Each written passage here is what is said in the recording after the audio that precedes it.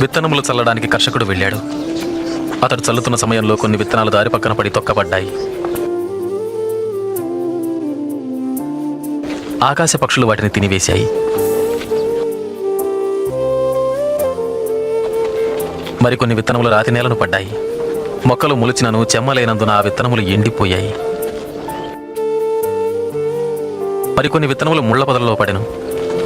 ముళ్ల పొదలు వాటితో మొలిచినందున వాటిని అణచివేసెను. ఇంకొన్ని విత్తనములు మంచి నేలను పడినవి.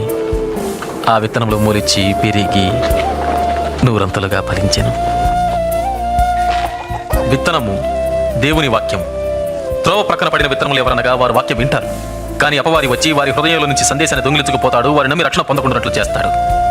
రాతి నేలను పడిన విత్తనములు ఎవరంటే వారు వింటారు, సందేశాన్ని అంగీకరిస్తారు కూడా, కానీ వీరు లేనందున కొంతకాలం మాత్రమే నమ్ముతారు.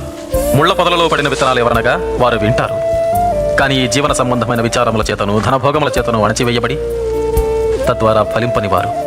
మంచి నేలను పడిన విత్తనాలు ఎవరనగా యోగ్యమైన మంచి మనసుతో వాక్యము విని హృదయములో భద్రపరచి దానిని అవలంబించి ఓపికతో ఫలించువారు.